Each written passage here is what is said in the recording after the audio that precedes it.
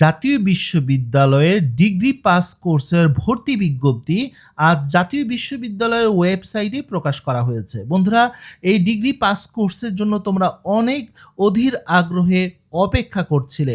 বন্ধুরা, এটা অনেক কারণে ইম্পর্টেন্ট, তবে দুটি গুরুত্বপূর্ণ কারণে ডিগ্রি পাস কোর্সটি শিক্ষার্থীদের কাছে জনপ্রিয়। একটি হচ্ছে এখানে খুবই কম জিপিএ নিয়ে আবেদন করা যায়, আর দ্বিতীয়টি হচ্ছে ইয়ার গ্যাপ নিয়েও এখানে আবেদন করার সুযোগ রয়েছে। তার মানে সবার জন্যই কিন্তু সুযোগ রয়েছে। আরেকটি বড় সুবিধা হচ্ছে এখানে কোনো ভর্তি পরীক্ষা নেই, শুধুমাত্র জিপিএর উপর ভিত্তি করেই তোমাকে ভর্তি নেওয়া হবে। সেটা অনেক শিক্ষার্থীদের জন্যই কিন্তু একটি সুযোগ বলা যেতে পারে উচ্চশিক্ষা নেওয়ার। যাই হোক বন্ধুরা, আজকের ভিডিওতে আমরা এই ডিগ্রি পাস কোর্সের ভর্তি বিজ্ঞপ্তিটি খুঁটিনাটি বিশ্লেষণ করব। আজকের এই তথ্যের মাধ্যমে তুমি একটি সঠিক সিদ্ধান্ত নিতে পারবে এবং আবেদন প্রক্রিয়া সম্পর্কে একদম সঠিক ধারণা নিতে পারবে। চলো বন্ধুরা, বিস্তারিত শুরু করি।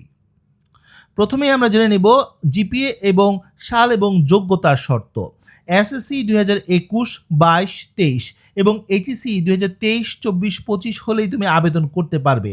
বিজ্ঞান, মানবিক ও বাণিজ্য শাখার শিক্ষার্থীদের জন্য সবার জন্যই এসএসসি এবং এইচএসসিতে আলাদা করে 2.0 তোমাকে পেতে হবে এবং এখানে জিপিএগুলো চতুর্থ বিষয় সহ গণনা করা হয়। তার মানে নিশ্চয়ই তোমরা বুঝতে পারছো, খুবই অল্প জিপিএ নিয়ে কিন্তু এখানে তুমি আবেদন করতে পারছো। যারা অনার্সে আবেদন করেছে তারাও কিন্তু এখানে আবেদন করতে পারবে। এছাড়া এ লেভেল, ও লেভেলের শিক্ষার্থী, বিদেশি সার্টিফিকেটধারী, কারিগরি শিক্ষা বোর্ডের শিক্ষার্থী, ভোকেশনাল ম্যানেজমেন্টের শিক্ষার্থী, উন্মুক্ত বিশ্ববিদ্যালয়ের শিক্ষার্থী এবং ইতিমধ্যে যারা অনার্স এবং ডিগ্রিতে ভর্তি অবস্থায় রয়েছে, যারা সেকেন্ড টাইমার হিসাবে চিন্তা করছো বা থার্ড টাইমার হিসাবে চিন্তা করছো, তারাও কিন্তু এখানে আবেদন করতে পারবে। এবার আসি বিষয়ভিত্তিক শর্ত।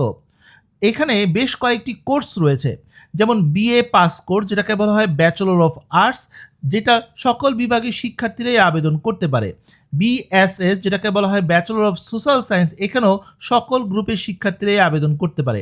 এই দুটি কোর্সের ক্ষেত্রে মানবিক শাখা শিক্ষার্থীদের জন্য একটি কলেজের মোট আসনের 60%, বিজ্ঞান শিক্ষার্থীদের জন্য 20% এবং বাণিজ্য শিক্ষার্থীদের জন্য 20% আসন বরাদ্দ থাকে।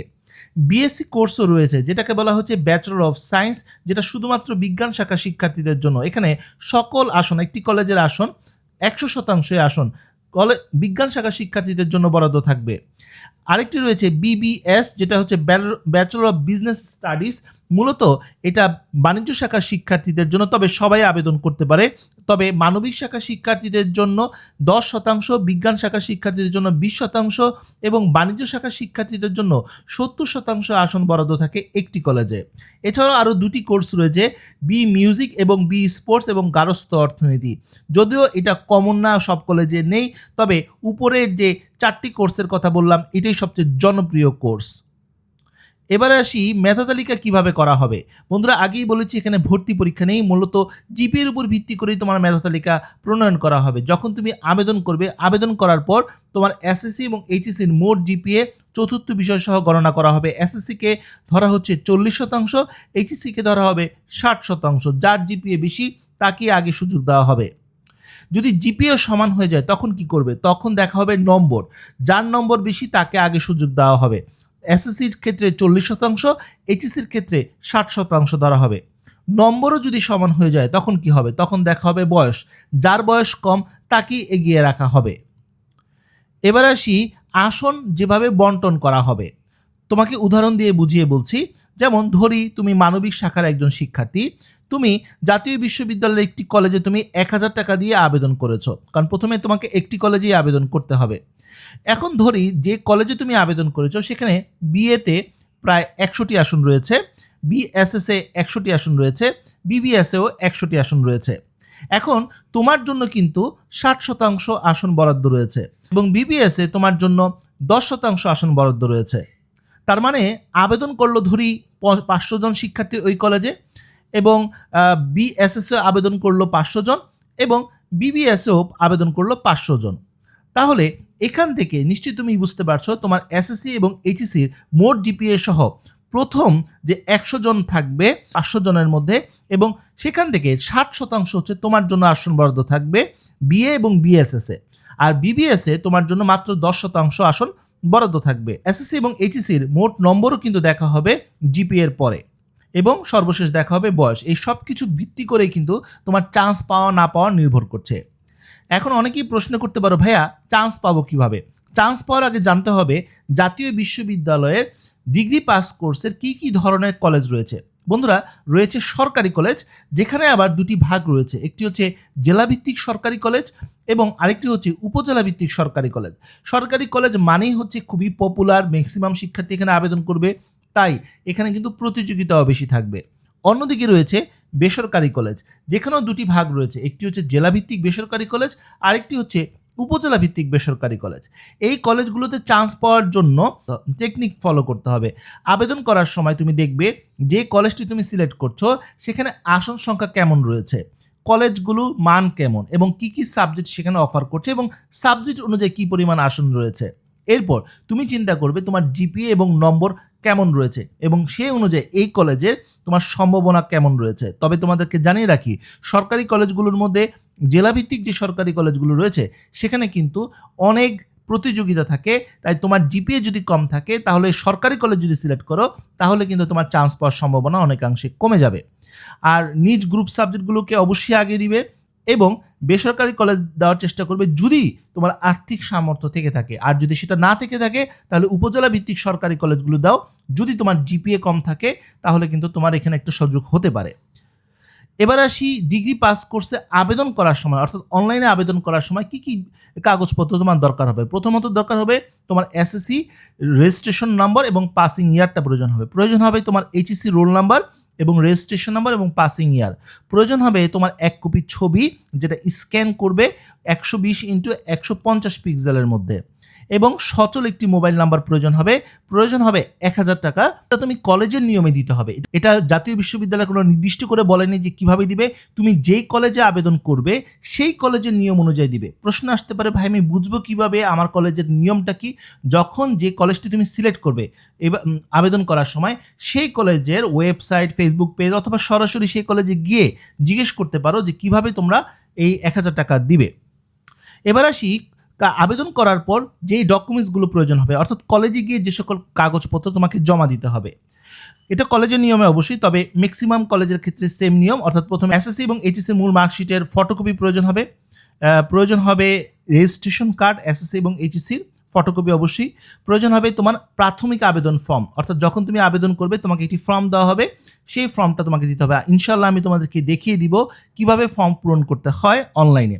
এছাড়াও তোমার 1 কপি বা 2 কপি ছবি প্রয়োজন হতে পারে এবং ওই 1000 টাকাও প্রয়োজন হবে কলেজের নিয়মে। তবে কিছু কিছু কলেজ এই কাগজপত্র সত্যায়িত চায়, কিছু কিছু কলেজ নর্মাল জমা দিলেই তারা অ্যাকসেপ্ট করে। এটা তুমি জেনে নিবে তোমার কলেজের কী নিয়মটা রয়েছে। এবার আসি আবেদন। আবেদন করতে হবে এই ওয়েবসাইটের মাধ্যমে। এটা হচ্ছে লিঙ্ক তোমরা দেখতে পাচ্ছ এবং এই ওয়েবসাইটে নিশ্চয়ই তোমাদের কাছে কমন। এই ওয়েবসাইটে আবেদন করতে হবে এই যে অ্যাপ্লাই নাও বাটনে ক্লিক করার মাধ্যমে। ইনশাল্লাহ এটা নিয়ে আলাদা ভিডিও থাকবে। এবার আসি ডিগ্রি পাস কোর্সে আবেদন করার ধাপসমূহ। প্রতিটি ধাপ আমি তোমাদেরকে বুঝিয়ে দিচ্ছি, তাহলে কখন কি করতে হবে তুমি বুঝতে পারবে। প্রথমত হচ্ছে এখন তোমাকে অনলাইনে আবেদন করতে হবে। 1000 টাকা দিয়ে একটি কলেজ তুমি চয়েস করতে পারবে। এখানে তুমি একাধিক সাবজেক্টে আবেদন করতে পারবে এবং এখানে একাধিক এলিজেবল সাবজেক্ট, অর্থাৎ যেমন তুমি মানবিক শাখার শিক্ষার্থী, তুমি মানবিকের সাবজেক্ট এবং বাণিজ্যের সাবজেক্টে আবেদন করতে পারবে। বিজ্ঞান শাখার শিক্ষার্থী কিন্তু বিজ্ঞানের সাবজেক্ট সহ বাকি সাবজেক্টগুলোতেও আবেদন করতে পারে, অর্থাৎ এলিজেবল সাবজেক্ট। এখন এলিজেবল সাবজেক্টগুলো থেকে যখন ফার্স্ট মেরিট প্রকাশ হবে তখন হয়তো বা একটি সাবজেক্টে তোমার চান্স হতেও পারে, আবার নাও হতে পারে। আশা করি বুঝতে পারছো। অর্থাৎ প্রথম মেধা তালিকায় একটি সাবজেক্ট আসতেও পারে, নাও আসতে পারে। ধরো যদি আসলো সেক্ষেত্রে তুমি চাইলে ভর্তি হয়ে যেতে পারো, আর যদি না আসে তাহলে তোমাকে দ্বিতীয় মেধা তালিকার জন্য অপেক্ষা করতে হবে। অনেক সময় অনেক শিক্ষার্থী প্রথম মেধা তালিকার চান্স পাওয়ার পরও ভর্তি হবে না, তারা কিন্তু সরাসরি রিলিজ স্লিপে আবেদন করবে। ধরি তুমি প্রথম মেরিট লিস্টে চান্স পাওনি, সেক্ষেত্রে তোমার জন্য থাকবে দ্বিতীয় মেরিট লিস্ট। দ্বিতীয় মেরিট লিস্টে তোমার ওই কলেজের একটি সাবজেক্টে আসতেও পারে, আবার নাও আসতে পারে। সেক্ষেত্রে তোমাকে অপেক্ষা করতে পারো যদি না আসে। আর যদি আসে তাহলে তুমি ভর্তি হয়ে যেতে পারো, অথবা ভর্তি না হয়ে রিলিজ স্লিপের জন্য আবেদন করতে পারো। দ্বিতীয় মেধা তালিকার পরেই আসবে প্রথম রিলিজ স্লিপ। এর মাঝখানে একটি মেধা তালিকা আছে, সেটা হচ্ছে কোটা মেধা তালিকা। যারা কোটা শিক্ষার্থী তাদের জন্য আলাদা একটি মেরিট লিস্ট আসবে। প্রথম মেধা তালিকা যারা চান্স পেয়েও ভর্তি হয়নি অথবা চান্স পায়নি তারা সবাই কিন্তু প্রথম রিলিজ স্লিপে আবেদন করতে পারবে। রিলিজ স্লিপে আবেদন করার জন্য কোনো টাকা পয়সা প্রয়োজন হয় না। এখানে তুমি বাংলাদেশের যে কোনো প্রান্তের যে কোনো 5টি কলেজ সিলেক্ট করতে পারবে। এবং এই 5টি কলেজের একাধিক সাবজেক্টে তুমি আবেদন করতে পারবে এবং সেই একাধিক সাবজেক্ট থেকে পরবর্তীতে যখন রেজাল্ট প্রকাশিত হবে তুমি একটি সাবজেক্টে চান্স পেতেও পারো, আবার নাও পেতে পারো। যদি চান্স পাও সেক্ষেত্রে তুমি ভর্তি হয়ে যেতে পারো, আর যদি চান্স না পাও সেক্ষেত্রে তোমার জন্য থাকবে দ্বিতীয় রিলিজ স্লিপ। অনেক সময় অনেক শিক্ষার্থী চান্স পাওয়ার পরও ভর্তি হয় না, সেক্ষেত্রেও তোমার জন্য দ্বিতীয় রিলিজ স্লিপ। দ্বিতীয় রিলিজ স্লিপেও তুমি 5টি কলেজে আবেদন করতে পারবে, যে কোনো প্রান্তের যে কোনো কলেজ। আর এর জন্য কোনো টাকা পয়সা দিতে হবে না, কাগজপত্র কোথাও জমা দিতে হবে না, এবং এখানেও তুমি অনেক সাবজেক্টে আবেদন করতে পারবে এবং এই সাবজেক্টগুলোর মধ্যে থেকে একটি সাবজেক্টে তোমার চান্স হতেও পারে, আবার নাও হতে পারে। যদি হয় তাহলে তুমি ভর্তি হয়ে যেতে পারো, আর যদি না হয় সেক্ষেত্রে আর কিছু করার নেই, কারণ দ্বিতীয় রিলিজ স্লিপের পরে ডিগ্রি পাস কোর্সে আর কোনো রিলিজ স্লিপ দেওয়া হবে না। আশা করি পুরো প্রক্রিয়াটি তুমি বুঝতে পেরেছ। এবার আসি আবেদন লিঙ্ক এবং গুরুত্বপূর্ণ তারিখ। আবেদন করতে হবে অনলাইনে এই ওয়েবসাইটের মাধ্যমে, এটাই হচ্ছে লিঙ্কটি। এবং আবেদন ফি যেটা বললাম 1000 টাকা, যেটা কলেজের নিয়মে দিতে হবে। আবেদন শুরু হবে 16 আগস্ট 2026 বিকেল 4টায়। আবেদন শেষ হয়ে যাবে 15 সেপ্টেম্বর 2026 রাত 12টায়। ডকুমেন্টস এবং ফি জমা দিবে 17 আগস্ট থেকে 16 সেপ্টেম্বরের মধ্যে এবং কলেজ নিশ্চয়ন করে দেবে 17 আগস্ট থেকে 17 সেপ্টেম্বরের মধ্যে। এই কলেজ নিশ্চয়নের কাজটা তোমার কাজ না, এটা কলেজের কাজ। এবং তোমাদের ক্লাস শুরুর সময় দেওয়া হয়েছে 5 অক্টোবর 2026। তো বন্ধুরা, এই ছিল আজকের মতো ভিডিও। আজকে আমরা জানতে পারলাম ডিগ্রি পাস কোর্সের পুরো ভর্তি বিজ্ঞপ্তি নিয়ে তথ্য। আশা করি তথ্যগুলো তোমাদের কাজে আসবে। তো বন্ধুরা, আজ এই পর্যন্তই। সবাই ভালো থাকো, সুস্থ থাকো। দেখা হবে আগামী কোনো ভিডিওতে। সে পর্যন্ত আল্লাহ হাফেজ।